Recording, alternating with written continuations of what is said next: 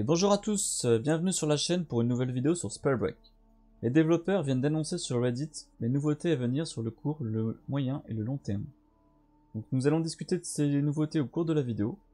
De mon côté, je suis vraiment très impatient du projet des développeurs pour faire vivre leur jeu. Alors je vous laisse avec un gameplay en fond pendant que nous allons parler de toutes ces nouveautés.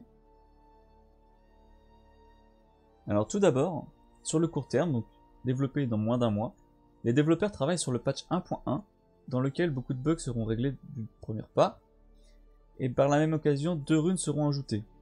2 runes qui étaient initialement présentes sur la bêta. Il s'agit de la rune Shadow Step, qui permet de dash et de devenir invisible par la même occasion, puis de la rune Chronomaster, qui permet de revenir quelques secondes en arrière dans le temps, avant de prendre des dégâts par exemple. Donc ce sont des runes vraiment très fortes, donc il faudra voir comment les développeurs auront équilibré les runes, qui s'élèveront alors normalement au nombre de 9 runes.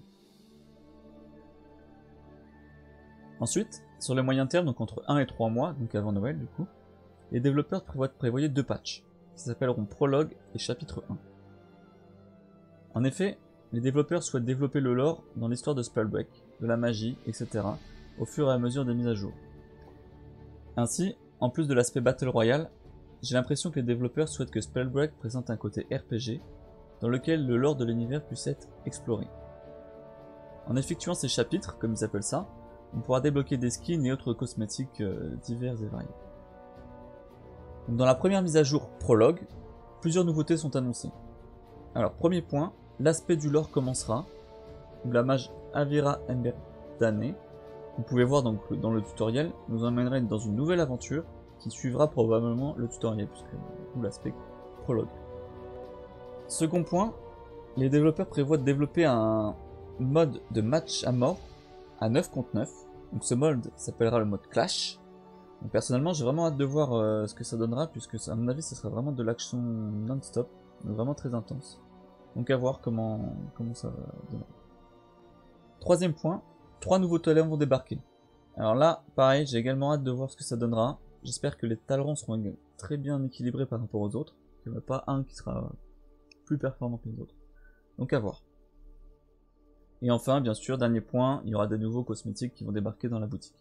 Ensuite, dans la seconde mise à jour, chapitre 1, plusieurs nouveautés sont également annoncées, mais les développeurs se sont juste prononcés sur l'aspect lore et RPG de Spellbreak, puisque on sera présenté à l'ordre des Vowbreakers, soit les briseurs de vœux. Donc j'ai vraiment hâte de voir les missions qui seront données dans ce côté RPG de Spellbreak. Et concernant la suite du patch, les développeurs ne se sont pas prononcés pour le moment.